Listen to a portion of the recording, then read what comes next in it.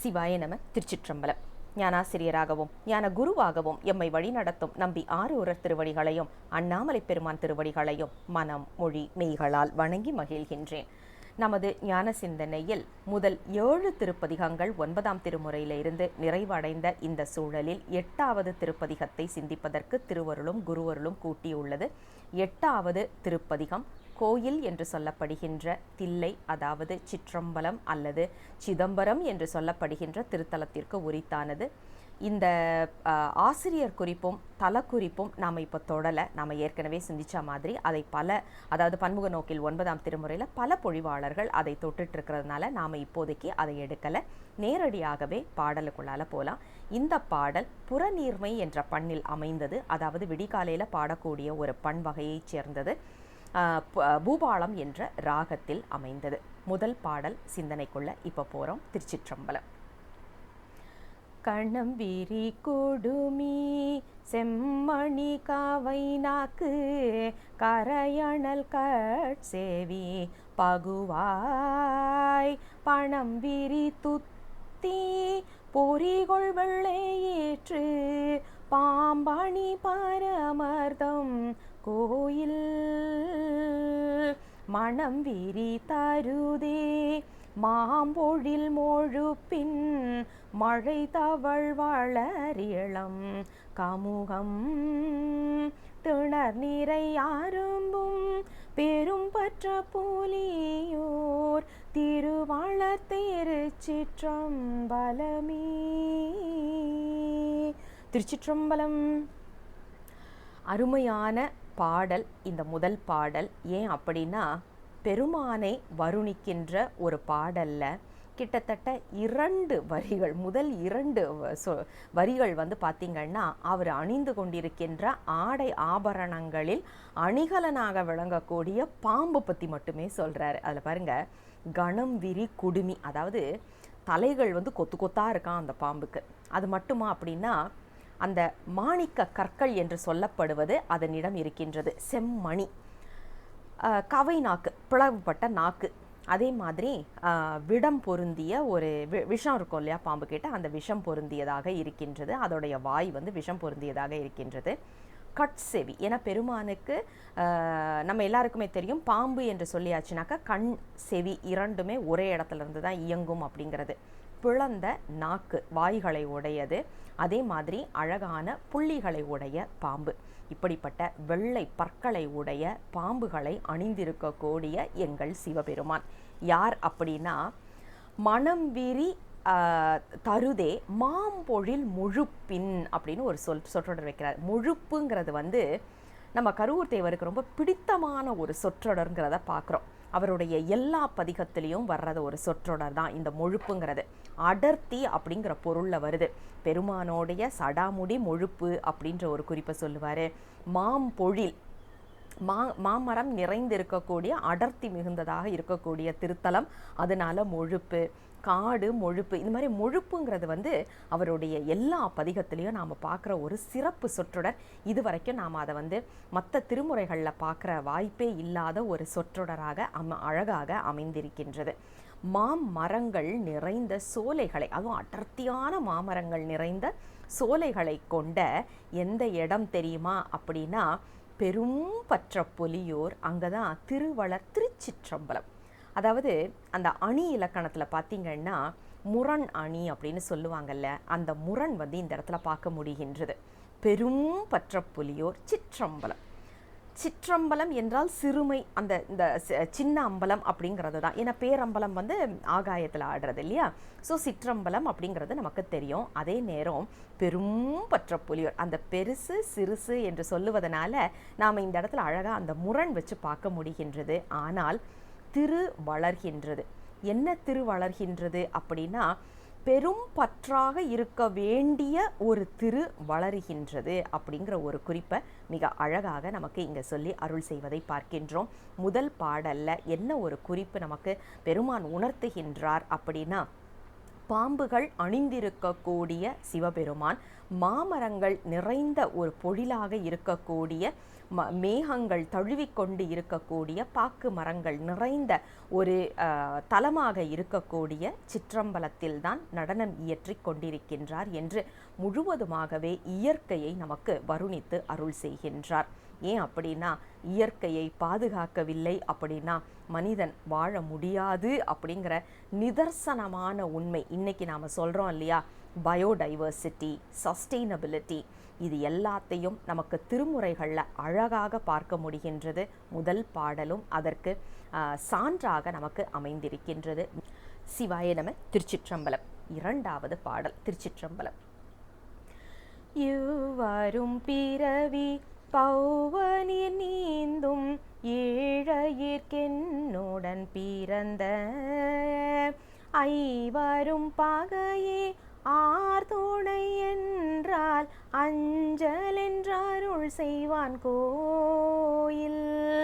கைவரும் பழனம் குழைத்த செஞ்சாலி கடைசியர் களைதரு நீலம் செய்வாரம் பரும்பும் பெரும் பற்ற போலியோர் திருவாளர் திருச்சிற்றம்பலமே. திருச்சிற்றம்பலம்.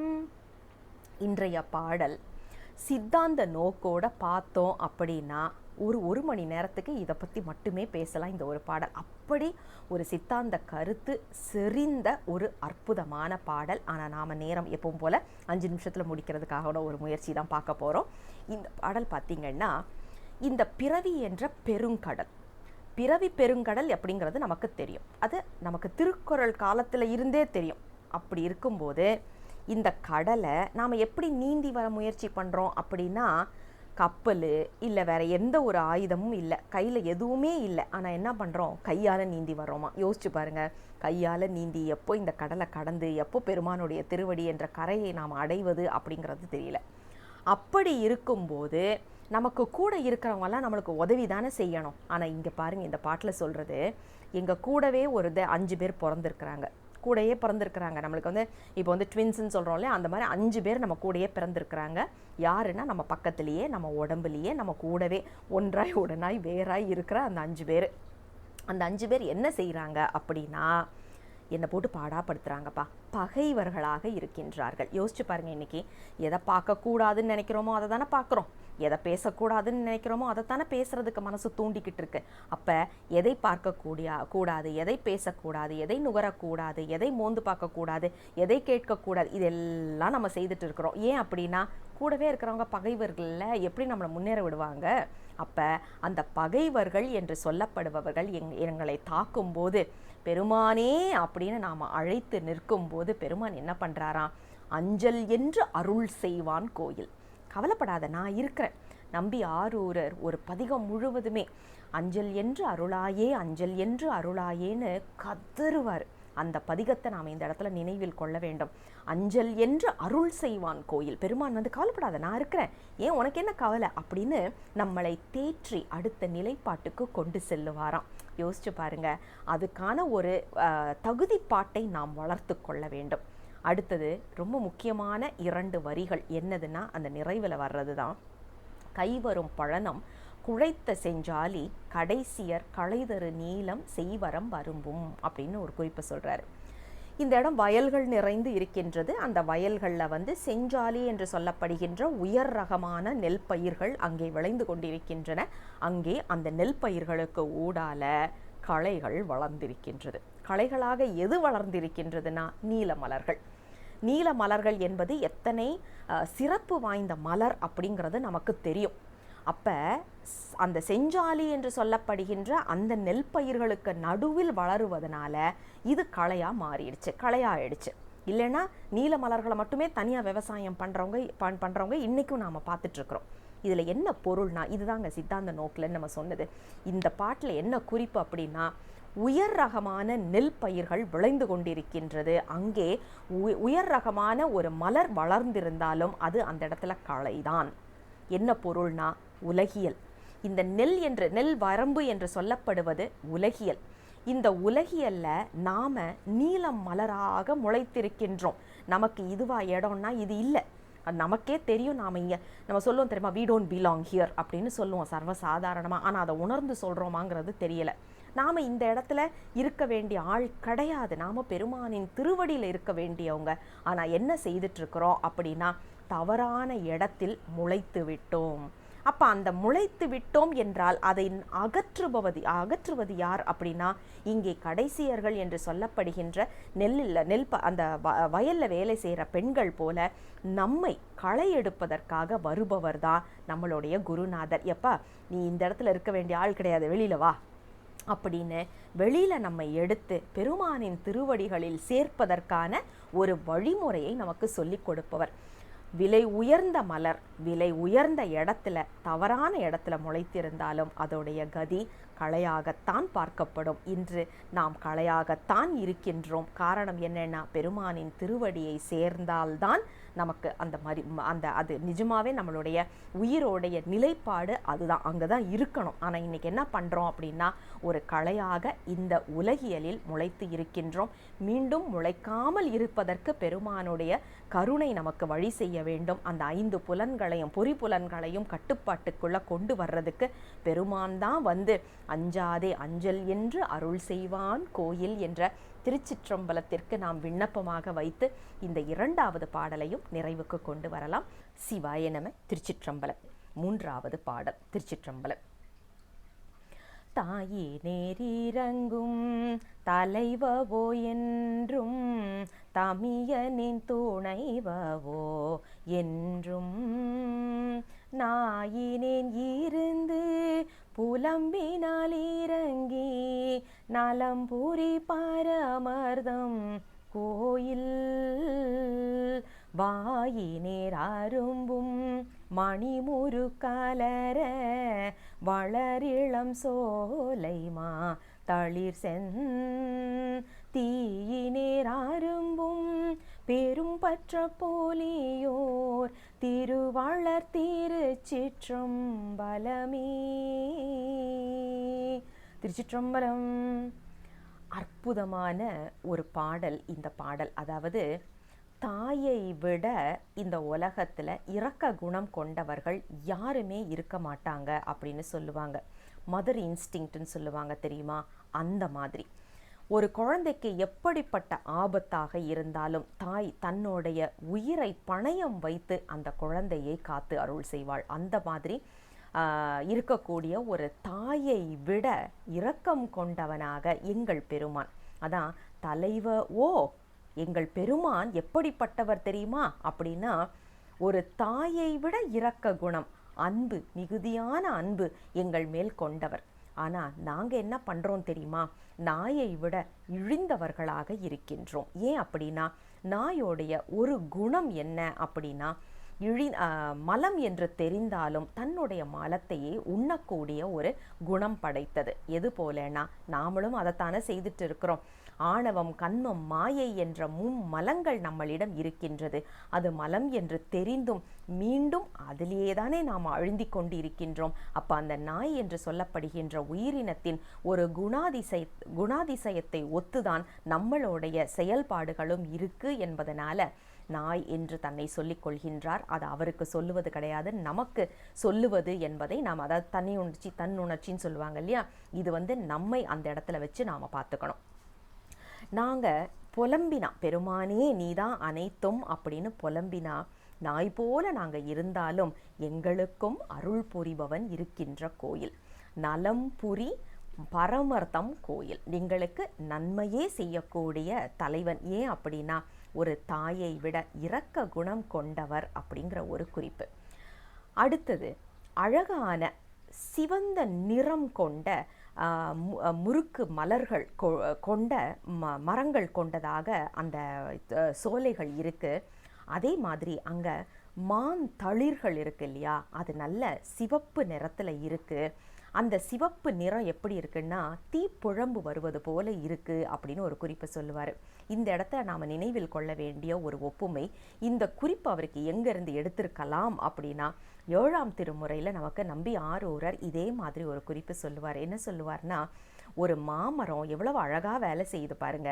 கீழேருந்து பூமியிலேருந்து நீரை எடுத்து மேலே தீயா கக்குது அப்படின்னு சொல்லுவார். பழம் தளிர் இது இரண்டும் பார்த்தா சிகப்பு நிறத்தில் இருக்கும், தீ போல இருக்கான். ஆனால் அந்த தீ வருவதற்கு எது காரணமாக இருக்குன்னா பூமியிலேருந்து வர்ற நீர் அப்படின்னு நம்பி சொல்லுவார்.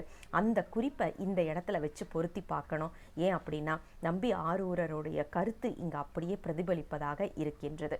அப்படிப்பட்ட மாஞ்சோலைகள் நிறைந்த பெரும்பற்ற பொலியூர் தான் எங்கள் பெருமான் இருக்கின்ற சின்ன அம்பலம், சிற்றம்பலம் என்று சொல்லி இந்த 3வது பாடலை நிறைவுக்கு கொண்டு வரலாம். சிவாய நம. திருச்சிற்றம்பலம். 4வது பாடல். திருச்சிற்றம்பலம்.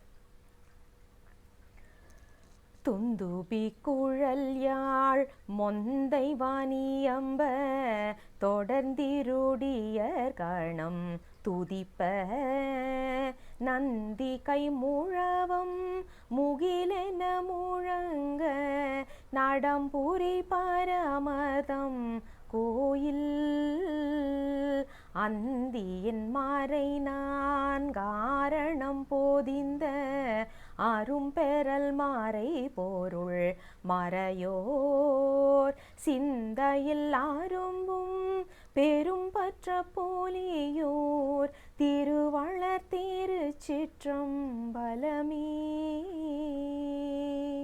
திருச்சிற்றம்பலம். இன்றைய பாடல் நமக்கு ஒரு நடன காட்சியை அப்படியே நம்ம கண்ணு முன்னால் கொண்டு வந்து நிறுத்தும் விதமாக இருக்கின்றது. ஏன்னா நம்ம எல்லாருக்குமே தெரியும், தில்லையில் கூத்த பெருமான் தான் ஆடிக்கொண்டு இருக்கின்றார். அப்போது நடனம் பற்றின குறிப்பு இல்லாமல் இருந்தால் சரியாக வருமா?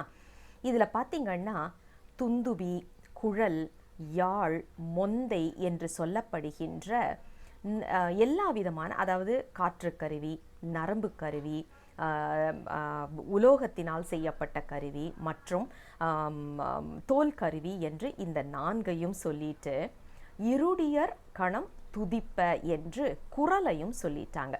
இப்போ 5 விதமான இசை சொல்லுவாங்க தெரியுமா? அந்த பஞ்சமரபு நூலில் அந்த குறிப்பை இந்த இடத்துல வச்சு பார்க்கணும். நாம் தோல் கருவி, உலோகத்தினால் ஆன கருவி, காற்றுக்கருவி, நரம்பு கருவி, குரலினால் எழுப்பப்படுகின்ற ஓசை, இந்த 5ம் சேர்ந்து அந்த திருச்சிற்றம்பலம் என்று சொல்லக்கூடிய இடம் அற்புதமான விழாக்கோலம் பூண்டு இருக்கு. இங்கே நந்தியம் பெருமான் என்ன பண்ணுறாரு அப்படின்னா முழங்கி கொண்டு இருக்கின்றார். பெருமான் அதை பார்த்து நடனமாடிக்கொண்டு இருக்கின்றார். இந்த குறிப்பை நமக்கு பார்த்த உடனே பிரதோஷ காலம்தான் நினைவுக்கு வரும். பிரதோஷ காலத்தில் பெருமான் நந்தியம் பெருமானோடைய 2 அந்த நெற்றியில் நின்று ஆடிக்கொண்டிருப்பது, 2 கொம்புகளுக்கு நடுவில் நின்று ஆடிக்கொண்டிருப்பதாகவும் முழவம் நம்ம நந்தியம் பெருமான் வாசிப்பதாகவும் நம்ம புராணங்கள் சொல்லுவதை கேட்டிருப்போம். இந்த குறிப்பு அப்படியே நமக்கு பிரதோஷ காலத்தை நினைவில் கொண்டு வரும் விதமாக அமைகின்றது. அப்படிப்பட்ட இடமாக இருக்கக்கூடிய, விழாக்கோலம் பூண்டதாக இருக்கக்கூடிய இந்த ஆலயத்தில் மறையோர்கள் எல்லாம் வேதங்களை சொல்லிக்கொண்டு இருக்கின்றார்கள். அந்த வேதத்தின் உள்பொருள் என்ன என்பதை பெருமான் உள்ளிருந்து அவர்களுக்கு உணர்த்தி கொண்டு இருக்கின்றார். ஏன்னா நம்மள எல்லாருக்குமே தெரியும், முன்னின்று உணர்த்துவது அப்படின்னு ஒன்று, மானிட சட்டை தாங்கி வந்து உணர்த்துவது அப்படிங்கிறது வேற ஒன்று. இன்னொன்று பார்த்திங்கன்னா உள்நின்றே பெருமான் உணர்த்துவார். அந்த உள்நின்று உணர்த்தும் அந்த குறிப்பை தான் இந்த இடத்துல நாம் பார்க்குறோம். ஏன் அப்படின்னா தன்முனைப்பு அற்றவர்களுக்கு மட்டுமே, இருவினை ஒப்பு வந்தவர்களுக்கு மட்டுமே இது நடக்கும். அப்போ இங்கே சொல்லக்கூடிய இந்த மறை ஓதிக்கொண்டு இருக்கின்றார்கள் அப்படின்னு சொன்னால் மனம் ஒன்றி உலக நன்மை வேண்டி சுயநலம் அல்லாமல், அதாவது நாம் சொல்லுவோம் தெரியுமா, உபாயம் உண்மை அப்படின்னு சொல்லிட்டு அந்த உபாய சரியை உபாய கிரியை எல்லாத்தையும் ஒதுக்கிட்டு உண்மையான நிலையில் இருந்து யோக நிலையில் இருக்கக்கூடியவர்களுக்கு பெருமான் அந்த பொருளை உள்நின்று உணர்த்தி கொண்டிருக்கின்ற இடம்தான் இந்த திருச்சிற்றம்பலம் என்ற இடம் என்று இந்த 4வது பாடல் நமக்கு அமைகின்றது. சிவாய நம. திருச்சிற்றம்பலம். 5வது பாடல். திருச்சிற்றம்பலம். கண்பனியாரும்ப கைகள் மொட்டித்து என் களை கணே ஓலம் என்றோலிட்டு என் பேலா முருகும் அன்பர்தம் கூட்டத்து என்னையும் புணர்பவன் கோயில் பண்பல தெளிதேன் பாடி நின்றாட பனிமலர் சோலை சோழ் முழுப்பில் செண்பகம் மாறும்பும் பெரும் பற்ற போலியோர் திருவளர் திருச்சிற்றம்பலமே. திருச்சிற்றம்பலம். இந்த 5வது பாடல் அடியார் இலக்கணத்தை மிக அழகாக எடுத்து செல்லும் ஒரு பாடல். இங்க பாருங்க, பெருமானுடைய நடனத்தை பார்த்த அடியார்கள் எப்படி நிற்க வேண்டும் அப்படிங்கிற குறிப்பு. கண் பனி அரும்ப. பனி அப்படின்னா தெரியும் நமக்கு, அருவி மாதிரி டப்ப டப்பன்னு கொட்டாது, அழகாக அப்படி ஒரு சின்ன ஒரு இது மாதிரி மொட்டிச்சு நிற்கும். அது இப்போ விழுந்துட போகிறேன் அப்படிங்கிற மாதிரி அந்த பனித்துளி நிற்கும். நம்ம பெருமானை பார்த்த மாத்திரத்தில் ஆனந்த கண்ணீர்னு சொல்கிறது அப்படி பனி போல அரும்பி நிற்கணுமா. அதே நேரத்தில் கைகள் மொட்டு போல குவிந்து இருக்க வேண்டும். அது மட்டுமா அப்படின்னா, பெருமானே நீயே எனக்கு சரணாகதி, நான் முழுக்க என்னை கொடுக்கக்கூடிய சரணாகதி தத்துவத்தின் காரணமாக இருக்கக்கூடிய காரிய பொருளாக இருக்கக்கூடியவன் நீ அப்படின்னு அடியார்கள் எல்லாம் எலும்பு உருகும் அளவிற்கு, இதை நாம் திருவாசகத்தில் பார்க்கலாம், எலும்பு உருகுகின்ற அளவுக்கு அடியார்கள் இருக்க வேண்டும் அப்படின்னு சொல்லிட்டு. உலகத்தில் இந்த உடம்பில் நீங்கள் பார்த்தீங்கன்னா எதை வேணாலும் உருக்கலாம், எலும்பை மட்டும் உருக்க முடியாது. அதை தான் இங்கே சொல்ல, எலும்பே உருகும் அளவிற்கு அடியார்கள் இருக்கின்றார்களாம். அப்படிப்பட்ட அடியார்கள் கூட்டத்தில் என்னையும் வச்சிருக்கியே சாமி. அடியார்களோடு இருக்கிறது அவ்வளவு சுலபமான விஷயம் கிடையாது. சிவபெருமானை நினச்சிட்டே இருக்கலாம், ஒரு குருவை நினச்சிட்டே நாம் இருக்கலாம், குருவும் நம்மளை ஏற்றுக்கொள்ளலாம். ஆனால் அடியார்கள் கூட்டத்தோடு இருப்பது என்பது மிகவும் முக்கியத்துவம் வாய்ந்தது. அப்படிப்பட்ட குறிப்பை இங்கே சொல்லி, அப்படிப்பட்ட அடியார்களோடு என்னையும் நிறுத்தியிருக்கியே சாமி, உன்னுடைய கருணை தான் என்னே அப்படின்னு சொல்லிட்டு அந்த இடம், தில்லை என்று சொல்லப்படுகின்ற இடம் சோலைகள் சூழ்ந்து இருக்கக்கூடிய இடமாக இருக்குது. அங்கே மலர்கள் அதிகமாக இருக்குது. அந்த மலர்களில் தேன்கள் இருக்குது. அந்த தேனை சுவைத்து அந்த வண்டுகள் பண்பாடிக்கொண்டு இருக்கின்றதாம். அந்த தேனை குடித்து அந்த ஆனந்தத்தில் பண்பாடிக்கொண்டு இருக்கின்றது. அப்படிப்பட்ட இடம்தான் தில்லை என்று சொல்லப்படுகின்ற இடம். இங்கே செண்பக மலர்கள் அழகாக பூத்து குலுங்கி நிற்கின்றது அப்படின்னு மிக அழகான ஒரு வருணனையாக இந்த 5வது பாடல் நமக்கு அமைகின்றது. சிவாய நம. திருச்சிற்றம்பலம். 6வது பாடல். திருச்சிற்றம்பலம். நெஞ்சிடராகல ஆகம் புகுந்தோடுங்கும் நிலைமையோடிருள் கிழி தெழுந்த வெஞ்சுடர் சூடர்வ போன்றொளி தொழும்பும் விரிசடையாடிகள்தம் கோயில் அஞ்சுடர் பூரிசை ஆழி சூழ்வட்டத்து அகம்படி மணி நீரை பரந்த செஞ்சுடராரும்பும் பெரும் பற்ற போலியோர் திருவளர் திருச்சிற்றம்பலமே. திருச்சிற்றம்பலம். இன்றைய பாடல் அருமையான ஒரு பாடல். அதாவது நம்ம எல்லாருக்கும் எதனால் ஒரு இடர் வருது, அதாவது இதில் பார்த்திங்கன்னா நெஞ்சு இடர் அகல அப்படின்னே ஆரம்பிக்கின்றார். என்ன குறிப்புன்னா, எல்லாருக்கும் மன கஷ்டம் என்பது இருந்து கொண்டே இருக்கும். இந்த மன கஷ்டம் எதனால் வருது அப்படின்னு நம்ம யோசித்து பார்த்தோம்னா, உறவினர்கள், அதாவது நம்ம கூட இருக்கிறவங்களால வரலாம். அது அம்மா அப்பாவாக இருந்தாலும் சரி, குழந்தைங்களாக இருந்தாலும் சரி, கணவன் மனைவி யாராக இருந்தாலும் நம்ம கூட இருக்கிறவங்களால நமக்கு மன கஷ்டங்கள் வரலாம். அல்லது நம்ம உடலினால், நம்ம உடல் ஏற்படுற உபாதைகள் காரணமாக மன கஷ்டம் வரலாம். அல்லது மனத்தின் உள் ஏதாவது ஒன்று நெருடிக்கிட்டு இருந்துச்சுன்னா அதனாலேயும் மன கஷ்டம் வரலாம். ஆக இந்த மன கஷ்டம்னு சொல்கிறது நம்மளை சுற்றி இருக்கிற எல்லாமே தான். படிப்பு சரியில்லை, வரும் வேலை சரியில்லை, உறவினர்கள் சரியில்லை, அல்லது என் உடல் நிலை சரியில்லை, இப்படி எதை எடுத்தாலும் இதனால் நமக்கு மன கஷ்டம் வரலாம். அந்த மன கஷ்டத்தை அகற்றுவதற்கு யார் வர வேண்டும் அப்படின்னா விரிசடை கடவுள் வர வேண்டுமா. அது என்னங்க அது விரிசடை கடவுள் அப்படின்னு சொன்னால் யோசிச்சு பாருங்க. பெருமான் வேகமாக ஆடும்போது அவருடைய சடாமுடி விரிந்து அப்படியே சுழலும். அப்போ தாழ் சடைனாக்க அமைதியாக இருக்கிற ஒரு வடிவம், ஏறு சடை அப்படின்னா யோக வடிவம், விரிந்த சடை அப்படின்னு சொன்னால் வேக வடிவம் என்று நாம் எடுத்துக்கணும். அப்போ நம்ம கிட்ட இருக்கிற துயரத்தை தீர்ப்பதற்கு வேக வடிவம் பூண்டு பெருமான் வர வேண்டும் இல்லையா? அந்த குறிப்பை தான் இங்கே சொல்கிறார். இங்கே பாருங்க, நெஞ்சு இடர் அகல புகுந்து ஒடுங்கும் நிலைமையோடு இருள் கிழித்து எழுந்த வெஞ்சுடர் சுடர்வ போன்று விரிசடை அடிகள்தம் கோயில். பெருமான் வேக வடிவத்தில் வந்து உயிர்களுக்கு அருள் பாலிக்கின்றார்.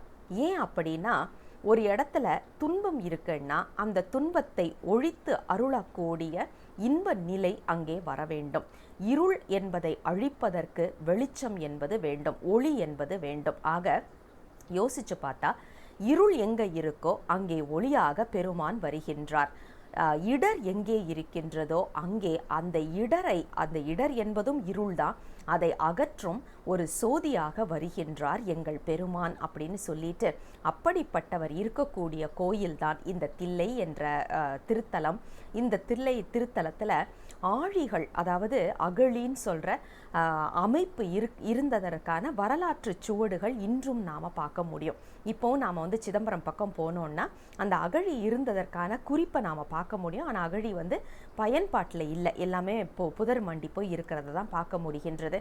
அப்படிப்பட்ட அகழிகள் நிறைந்த இடமாக, அதிலும் மதில்கள் சூழ்ந்து அதில் நிறைய அழகான மணிகள் பதித்து வைத்திருக்கக்கூடிய மதில்கள் உடைய ஒரு ஆலயமாக தில்லை சிற்றம்பலம் இருக்கின்றது. அங்கேதான் எங்கள் பெருமான் கூத்து நிகழ்த்தி கொண்டிருக்கின்றார், வேக வடிவத்தில் ஆடிக்கொண்டிருக்கின்றார், எங்கள் நெஞ்சில் இருக்கக்கூடிய இடரை அகற்றுவதற்காக என்று இந்த 6வது பாடல் மிக அழகாக எடுத்து சொல்லுகின்றது. சிவாய நம. திருச்சிற்றம்பலம். 7வது பாடல். திருச்சிற்றம்பலம். பூத்திரள்ளுருவம் செங்கதிர் வீரியா புந்தியில் வந்தமால் விடையோன் தூத்திரள் பாளிங்கின் தோன்றிய தோற்றம் தோன்ற நின்றவன் வளர் கோயில் நாத்திரள் மாறையோர்ந்து ஓமகுண்டத்து நறுநெய்யால் மாறையவர் வளர்த்த தீத்திரள் அரும்பும் பெரும் பற்ற போலியோர் திருவாளர் திருச்சிற்றம் பலமே. திருச்சிற்றம்பலம்.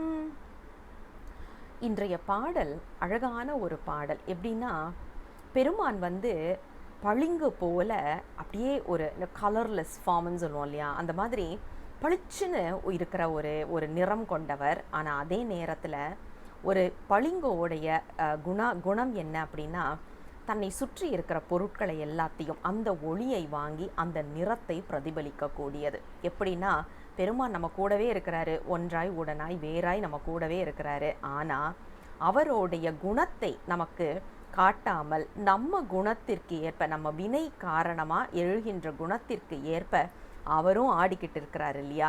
அதனால பளிங்கு போன்றவன் அப்படின்னு சொல்றதுல இங்க ஒரு நயமும் நாம பார்க்க முடிகின்றது. அதே மாதிரி பெருமான் வந்து சிவந்த மலர்களை குவியலாக குவித்தால் எப்படி இருக்குமோ அப்படி தோன்றுகின்றாராம். ஏன்னா மலர் எத்தனை மிருதுவாக இருக்கும் அப்படிங்கிறது தெரியும். சிகப்பு நிறத்தில் உள்ள மலர் அப்படிங்கும்போது எத்தனை அழகாக கண்ணை பறிக்கக்கூடிய, கருத்தை கவரக்கூடிய மலர் குவியலாக இருக்கின்றார் எங்கள் சிவபெருமான். இவர் யார் அப்படின்னா, இதுதான் ரொம்ப சிறப்பான ஒரு சொற்றொடர் பாருங்க. புந்தியில் வந்த மால் விடையோன் அப்படிங்கிற ஒரு குறிப்பு சொல்கிறாங்க. அது என்னங்க அது புந்தியில் வந்த மால்விடையோன் அப்படின்னா எங்கள் மனசுக்குள்ளே வந்த சிவபெருமான். அவர் யார் அப்படின்னா திருமால் என்ற விடையை ஏறியவர். முப்புறங்கள் எரித்த போது விடையாக திருமால் தாங்கின வரலாறு நமக்கு தெரியும். அப்போ திருமாலை வாகனமாக கொண்ட எங்கள் சிவபெருமான் தான் எங்கள் மனசில் வந்து உட்கார்ந்துருக்கிறாருன்ற ஒரு பொருளில் பார்த்தாலும் இன்னும் ஒரு அழகான பொருள் பாருங்க. புந்தியில் வந்த மால், மால் என்றால் மயக்கம், விடை என்றால் பதில். எங்கள் மனசில் எழுகின்ற ஒரு மயக்கத்திற்கு பதிலாக வரக்கூடியவனும் யார் அப்படின்னா தில்லை என்று சொல்லப்படுகின்ற திருத்தலத்தில் கூத்தியற்றிக் கொண்டிருக்கின்ற எங்கள் சிவபெருமான். அவர் யார் அப்படின்னா நிறைய அந்த இடத்துல இருக்கக்கூடிய மறையவர்கள் வந்து முழுக்க முழுக்க வேதங்களை ஓதிக்கொண்டு இருக்கின்றார்கள். அதை கேட்டு அவர்கள் எழுப்பக்கூடிய அந்த ஓமகுண்டத்தில் இருந்து வருகின்ற அந்த புகை மண்டலம் சூழ்ந்து இருக்கக்கூடிய தில்லை என்ற திருத்தலத்தில் கூத்தியற்றிக் கொண்டிருக்கின்றவர் தான் எங்கள் மனத்தில் வந்து அமர்ந்தவரும் கூட அப்படிங்கிறதை மிக அழகாக இந்த 7வது பாடல் சொல்லி அருள் செய்வதை பார்க்கின்றோம். சிவாய நம. திருச்சிற்றம்பலம். 8வது பாடல். திருச்சிற்றம்பலம். சீத்தத்தின் புவனம் முழுவதும் ஏனை திசைகளோடண்டங்கள் அனைத்தும் போர்த்ததம் பெருமை சிறுமை புக்கொடுங்கும் புணர்புடையாடிகள்தும் கோயில் ஆர்த்து வந்தாமரித்து அமரரும் பிறரும் அலைகடல் ஈடுதீரை புனித தீர்த்த நீராரும்பும் பெரும் பற்ற போலியோர் திருவாளர் திருச்சிற்றம் பலமே. திருச்சிற்றம்பலம். அதாவது இன்னைக்குள்ள பாடல் வந்து நமக்கு அந்த கோயிலை நினைவுபடுத்துவதாக, தில்லை கோயிலை நமக்கு நினைவுபடுத்துவதாக. இதில் என்னன்னு பார்த்தீங்கன்னா 10 தீர்த்தம்னு பார்த்தாச்சுனாலே சிவகங்கை, அது நமக்கு தெரியும். அது இல்லாமல் கிட்டத்தட்ட 10 இடங்கள் வந்து புனித தீர்த்தமாக தில்லைக்கு சொல்லப்படும். அப்போ யோசிச்சு பாருங்க, கடல் மாதிரி வருதுப்பா அப்படின்னு நாம் சொன்னோன்னா அது மிக இல்லை இல்லையா? அதை தான் இன்றைய பாடல் நமக்கு சொல்லுது. பெருமானை பற்றின, இப்போ உங்கள் பெருமான் யாருப்பா, எப்படிப்பா இருப்பாருன்னு யாராவது வந்து கேட்டாங்கன்னா நாம் வந்து என்ன சொல்லுவோம்? எங்கள் சிவபெருமான் ஆணும் இல்லை பெண்ணும் இல்லை, அப்போ அலியும் இல்லை அப்படின்வோம். அவர் என்ன நிறத்தில் இருப்பார் அப்படின்னா அவர் கருப்பும் கிடையாது சிவப்பும் கிடையாது. அதே நேரத்தில் வந்துட்டு அவர் எந்த நிறம்னு சொல்ல முடியாத அளவுக்கு பளிங்கு மாதிரியும் இருப்பார் அப்படின்னு சொல்லும். எப்படி இருப்பாருன்னே சொல்ல முடியாத ஒரு வரைமுறைக்குள்ளாலேயே உட்கார முடியாத அளவுக்கு இருக்கக்கூடிய சிவபெருமான். அதை முதல் 2 வரிகளில் நமக்கு சொல்கிறாரு பாருங்க. சீர்த்த திண் புவனம் முழுவதும். திண் புவனம்னா திண்மை அப்படின்னாக்க நிலையாக இருக்கக்கூடிய புவனங்கள். அந்த புவனங்கள் எல்லாமே, திசைகள் எல்லாமே, 8 திசை திக்குகள் என்று சொல்கிறோம் இல்லையா, எல்லாமே. அண்டங்கள் அனைத்தும். அண்டங்கள் அப்படின்னா இன்னைக்கு நாம் சொல்கிற மாதிரி கேலக்சிஸ். அண்டங்கள்னா யூனிவர்ஸ். அந்த யூனிவர்ஸ் எல்லாமே அப்படின்ற மாதிரி அடக்கி எடுத்துட்டு அப்போ எவ்வளவு பெருசுன்றதை நீங்கள் யோசிக்கலாம் இல்லையா அதில். அப்போ புவனங்கள், புவனங்களோடு சேர்த்து திசைகள், அதோடு சேர்த்து நாம் பார்க்கக்கூடிய அண்டங்கள், இது அனைத்தும் சேர்ந்தா போல உள்ள பெருமை எவ்வளவு பெருசாக இருக்குமோ அதையெல்லாம் ரொம்ப சின்னதுப்பா அப்படின்னு சொல்கிற அளவுக்கு, எங்கள் சிவபெருமான் பக்கத்தில் இதெல்லாம் கால் தூசு வராது அப்படின்னு சொல்கிற அளவுக்கு உள்ளவருடைய கோயில் தான் இந்த தில்லை என்ற திருத்தலம் அப்படின்னு சொல்லிட்டு, இங்கே தான் அமரர்களும் மற்ற மக்கள், தேவர்களும் சரி மக்களும் மானுடர்களும் சரி வந்து பெருமானை வணங்கி நிற்கின்றார்கள். இங்கே வந்து பெருமானுக்கு தீர்த்தம் என்று சொல்லப்படுவது, அதாவது அந்த இடத்துல வந்து புனித தீர்த்தம் அப்படின்னு சொல்லப்படுகின்ற சிவகங்கை எப்படி இருக்கான், கடல் ஆர்ப்பரித்து வருவது போல இருக்கின்றது அப்படின்னு சொல்லி, இப்படிப்பட்ட இடம்தான் தில்லை என்று சொல்லப்படுகின்ற பெரும்பற்ற புலியூராக இருக்கக்கூடிய சிதம்பரம் என்ற ஒரு குறிப்பு தான் நமக்கு இந்த 8வது பாடலில் சொல்லி அருள் செய்கின்றார். சிவாய நம. திருச்சிற்றம்பலம். 9வது பாடல். திருச்சிற்றம்பலம். பின்னு செஞ்சடையும் பிறைதவள் மொழுப்பும் பெரியதம் கருணையும் காட்டி அன்னை தேன் காலந்தின் அமுதுகந்தாளி தாங்கு அருள் பூரி பரமர்தம் கோயில் புன்னை தேன் சோரியும் பொழிலகங்கூடைந்து பொறிவாரி வண்டினம் பாடும் தென்னதினாரும்பும் பெரும் பற்ற போலியோர் திருவளர் திருச்சிற்றம் பலமே. திருச்சிற்றம்பலம். இன்றைய பாடல் ரொம்ப அழகான ஒரு பாடல். அதாவது எங்கள் சிவபெருமான் தில்லை என்று சொல்லப்படுகின்ற இடத்தில் நிலைத்து இருக்கின்றார். அதுவும் எப்படிப்பட்ட தில்லை தெரியுமா? திரு வளர்கின்ற தில்லை. இந்த திரு வளர் அப்படிங்கிறது 3 காலத்திற்கும் பொருந்துவதாக அமைந்திருக்கக்கூடியது. திரு வளர்ந்த தில்லை, திரு வளர்கின்ற தில்லை, திரு வளரக்கூடிய தில்லை. அப்படிப்பட்ட இடத்துல தான் எங்கள் சிவபெருமான் இருக்கிறார். ஏன் அப்படின்னா, திரு என்றால் நம்ம எல்லாருக்குமே தெரியும், நம்மை நன்றாக வாழச் செய்யக்கூடிய செல்வம் தான் இந்த திரு என்று சொல்லப்படுவது. நன்றாக வாழ செய்யக்கூடிய செல்வம் அப்படின்னா எதை சொல்றது? முக்தி பேரு தான். அதனால தான் தரிசிக்க முக்தி தருகின்ற தலம் அல்லவா? அதனால தான் திரு வளர் என்ற ஒரு குறிப்பை வைக்கின்றார். யாரெல்லாம் தில்லையை தரிசிக்கின்றார்களோ அவர்கள் அனைவருக்கும் திரு அவர்களுக்கு வளர்ந்து கொண்டு இருக்கின்றது, இன்னும் வளரும் அப்படின்னு ஒரு குறிப்பை சொல்லி அருள் செய்வதை பார்க்கின்றோம். அது மட்டும் இல்லை, இந்த இடம் சோலைகள் நிறைந்ததாக இருக்கின்றது. அந்த சோலைகளில் வண்டுகள் அந்த மலர்களின் உள்ள தேனை அருந்துவதற்காக அந்த வண்டுகள் ரீங்கரித்து கொண்டு அற்புதமாக பாடிக்கொண்டு இருக்கின்றதா அந்த இடத்துல. அப்படிப்பட்ட இடம்தான் எங்கள் சிவபெருமான் இருக்கக்கூடிய இடம். அவர் அங்கிருந்து என்ன தெரியுமா செய்கிறாரு? எங்கள் எல்லாருக்கும் அருள் செய்து கொண்டு இருக்கின்றார். எப்படின்னா, ஒரு தாய் குழந்தைய சாப்பாடு கொடுக்கும்போது என்ன செய்வாங்க அப்படின்னா, எதெல்லாம் கொஞ்சம் வித்தியாசமும் இருக்கோ அதெல்லாத்தையும் காட்டுவாங்க. உதாரணத்துக்கு குழந்தைங்களுக்கு ரொம்ப பிடித்தமானது எதுனாலும் ஒரு மாதிரி டாஸ்லிங், அதாவது ரொம்ப பளிச்சுன்னு இருந்துச்சுனாக்கா அது ரொம்ப பிடிக்கும். அப்போ அந்த அம்மா என்ன பண்ணுவாங்க, என் கம்மலை பாரு, என் செயினை பாரு அப்படின்னு சொல்லிட்டு பளபளன்னு எது இருக்குதோ அதை காண்பித்து சோறு ஊட்டுவாங்க. அதனால தான் அந்த காலத்தில் இரவில் இதெல்லாம் தெரியாதுன்றதுனால நிலாவை காய்ச்சி சோறு கொடுப்பாங்க.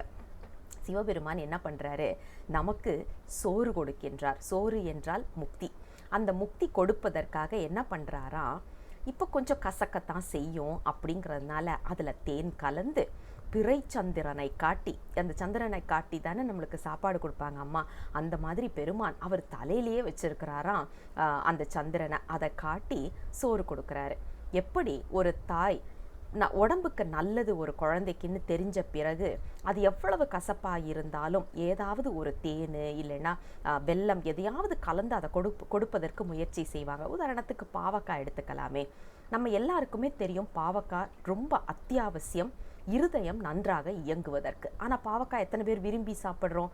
எல்லாரும் அதை பார்த்த உடனே ஓடிடுவோம்.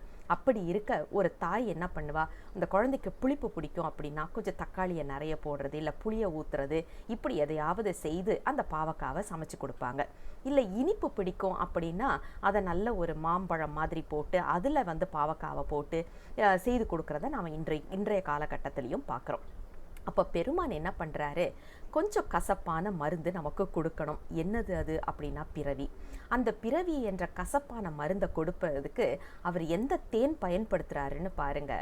அழகான தனு கரண புவன போகம் என்று சொல்லப்படுகின்ற இந்த தேனை கலந்து அந்த குழந்தைய மீண்டும் பிறவி என்ற இந்த கடலில் தள்ளி அதனால அந்த அனுபவத்தின் காரணமாக வினையை கழிக்க வைத்து பிறகு திரு வளர்க்கின்றார் என்ற குறிப்பு தான் இன்றைய பாடல் மிக அழகாக நமக்கு அமைத்து கொடுத்திருப்பதை பார்க்க முடிகின்றது. சிவாய நம. திருச்சிற்றம்பலம். 10வது பாடல். திருச்சிற்றம்பலம். உம்பர் நாடிம்பர் விளங்கியாங்கெங்கும் ஒளி வளர் திருமணி சுடர்கான்று எம்பிரான் நாடம் செய் சூழலங்கெல்லாம் இருட்பிழம்பர ஏறி கோயில் வம்புலாம் கோயில் கோபுரம் கூடம் வளர்நிலை மாட மாளிகைகள் செம்பொனால் அரும்பும் பெரும் பற்ற போலியோர் திருவாளர் திருச்சிற்றம்பலமே. திருச்சிற்றம்பலம். அருமையான மற்றும் ஒரு பாடல். அதாவது தேவ உலகம் அப்படின்னா ஒளி நிறைந்ததாக இருக்கும், நரகம்னா இருள் நிறைந்ததாக இருக்கும் அப்படிங்கிறதெல்லாம் நாம் நிறைய புராணங்கள் மூலமாக கேள்விப்படுறோம். ஆனால் பூலோகம் மட்டும்தான் பகல் இரவு என்று இரண்டுமே கொண்டதாக இருக்கின்றது. ஆனால் தில்லை என்ற இடத்துக்கு போனால் என்ன ஒரு சிறப்பாக, பகல் நேரத்தில் பெருமானை பார்க்குற மாதிரியே இரவு நேரத்தில் அவர் நடனம் ஆடிக்கொண்டிருப்பதனால அங்கேயும் பிரகாசமாக இருக்கின்றதாம். ஏன் அப்படின்னா பெருமான் எதற்காக கூத்து நடத்தி கொண்டிருக்கின்றார் அப்படிங்கிறது நமக்கு தெரியும். அவருடைய நடனத்தை ஆனந்த நடனம், ஞான நடனம், ஊன நடனம் என்று நமக்கு உண்மை விளக்கத்தில் ஏற்கனவே பார்த்துருக்குறோம். அப்படிப்பட்ட அது அழகான நடனங்கள் எதற்காக ஆடுகின்றார் அப்படின்னா இந்த உயிர் பக்குவப்பட வேண்டும் என்பதற்காக. பக்குவப்படணும்னா என்ன பொருள்? இருள் அகல வேண்டும். இருள் என்ன இருள் நம்மக்கிட்ட இருக்கு? ஆணவம் என்ற இருள். அப்போ அந்த இருள் என்ற ஆணவ இருள் நீங்கியாச்சுன்னா அதை நீக்குவதற்காக பெருமான் நடனம் ஆடிக்கொண்டிருக்கின்றார். அவர் நடனம் ஆட ஆட தேவலோகமே இங்கே இறங்கி வந்துருச்சோ அப்படின்னு தோன்ற அளவுக்கு 1000 கோடி சூரிய பிரகாசமாக இந்த இடம் ஜொலிச்சிட்டு இருக்கு அப்படிங்கிற குறிப்பை சொல்லி, இப்படிப்பட்ட இடங்கள்ல அழகான கோபுரங்கள், மாட மாளிகைகள், கூடங்கள் என்று மிக அழகான உயர்ந்த கட்டடங்கள் எல்லாம் இருக்கக்கூடிய இடம். அந்த இடங்களில் எல்லாம் பொன்னால அந்த ஊரே பொன் மயமாக இருப்பதனால இன்னும் அதிகமான பிரகாசத்தோடு இருக்கின்றது. ஏன் அப்படின்னா பொற்சபை ஆடிக்கொண்டிருப்பவர் பொன்னார் மேனியன். அப்படி இருக்க அந்த இடம் எப்படி இருள் நிறைந்ததாக இருக்க முடியும் இல்லையா? அதனால தான் பிரகாசமாக இருக்கின்றது அப்படிங்கிற குறிப்பை மிக அழகாக இங்க சொல்கின்றார். இங்க பாருங்க, உம்பர் நாடு இம்பர் விளங்கியாங்கெங்கும். நமக்கு தேவர் உலகம் என்று சொல்லப்படுவது இங்க வந்துட்டா மாதிரியான ஒரு பளிச் அப்படின்னு இருக்குதாம். ஒளிவளர் திருமணி சுடர்கான்று எம்பிரான் நடம் செய் கோயில் அப்படிங்கிற ஒரு குறிப்பை மிக அழகாக எடுத்து சொல்லுகின்ற ஒரு பாடல் தான் இந்த 10வது பாடல். சிவாய நம. திருச்சிற்றம்பலம். 11வது பாடல். திருச்சிற்றம்பலம். இருந்திரை தரள பறவை சூழாகல தென்னிலங்கண்ணில் பொன் மாக்கள் திருந்துயிர் பாருவதறிவுரு காருவோர் துறை வளர்த்தீந்தமிழ் மாலை பொருந்தருங்கருணை பரமர்த்தம் கோயில் பொழிலகங்கூடைந்து வண்டுரங்க செருந்தி நின்றாரும்பும் பெரும் பற்ற போலியோர் திருவாளர் திருச்சிற்றம்பலமே. திருச்சிற்றம்பலம். இன்றைய பாடல் திருக்கடைக்காப்பாக அமைந்த அற்புதமான ஒரு பாடல். அதாவது இந்த பாடலை பாடினால் என்ன கிடைக்கும் அப்படிங்கிற ஒரு குறிப்பு மிக அழகாக எடுத்து சொல்லுகின்றார். அதாவது அழகான சோலைகள் நிறைந்த இந்த தில்லை என்ற திருத்தலம், இந்த இடத்துல தான் பெருமான் அழகான நடனமாடிக்கொண்டிருக்கின்றார். அப்படிப்பட்ட இடங்கள்ல நிறைய வண்டுகள் இருக்கின்றது. அதே நேரம் செருந்தி என்று சொல்லப்படுகின்ற மலர்களும் அழகாக பூத்து குலுங்கி கொண்டு இருக்கின்றது. இந்த இடத்துல தான் பெருமானை பற்றி அழகான தமிழ் மாலை கருவூர்த்தேவர் என்ற இவரால் இயற்றப்படுவதாகவும், இந்த பாடலை பாடுவது எதற்காக அப்படின்னா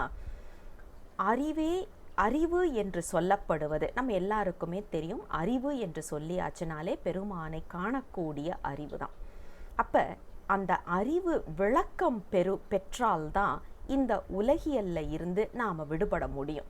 அதனால தான் நமக்கு திருவள்ளுவதேவ நாயனார்லேருந்து எல்லாருமே சொல்கிறது, படிப்பு என்று சொன்னால் அந்த படிப்பு தான் கண்களாக கருதப்படுவது, படிப்பு இல்லை அப்படின்னா கண்கள் என்பது வெறும் புண்கள் தான் அப்படின்னு நமக்கு திருவள்ளுவதேவ நாயனாரில் ஆரம்பித்து பாரதிதாசன் வரைக்கும் நாம் இந்த குறிப்பை நாம் கேட்டிருக்கிறோம்.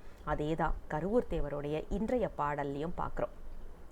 திருவள்ளுவதேவ நாயனார் இன்னொரு குறிப்பும் சொல்லுவார், படிப்பு அப்படின்னா பெருமானுடைய திருவடியை சேரக்கூடிய படிப்பு தான் படிப்பு அப்படிங்கிறதையும் அவர் சொல்லி நிலைநிறுத்துவதை நாம் பார்க்கின்றோம். அப்போ இந்த பாடல் எதற்காக அப்படின்னா அறிவு என்ற விளக்கம் பெறுவதற்காக. எப்படிப்பட்ட அறிவு? இந்த மாயை நம்மளை சுற்றி இருக்கின்ற தனுகரண புவன போகத்தில் இருந்து நம்மை வெளியில் மீட்டெடுத்து பெருமானின் திருவடி இன்பமே நிலையான இன்பம் என்று ஒரு உயிருக்கு புரிய வைக்கக்கூடிய அந்த நிலைப்பாட்டை கொண்டு வரக்கூடிய தமிழ் பாடல்கள் இதை பாடினால் நமக்கு அறிவு விளக்கம் கிடைக்கும். அந்த விளக்கத்தின் காரணமாக பெருமானின் திருவடியை நாம் அடைய முடியும் அப்படிங்கிறத மிக அழகாக எடுத்து சொல்லுகின்ற 11வது பாடல் நாம் சொன்ன மாதிரி திருக்கடைக்காப்பாக அமைந்திருக்கின்றது.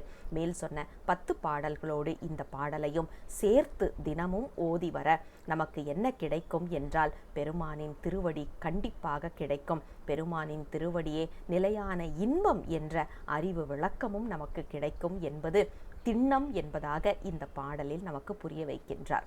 மீண்டும் அடுத்த பதிகத்தோடு விரைவில் உங்களை சந்திக்கின்றேன். தென்னாடுடைய சிவனே போற்றி, எந்நாட்டவர்க்கும் இறைவா போற்றி, அண்ணாமலையம் அண்ணா போற்றி, கண்ணாரமுத கடலே போற்றி. சிவசிவ திருச்சிற்றம்பலம்.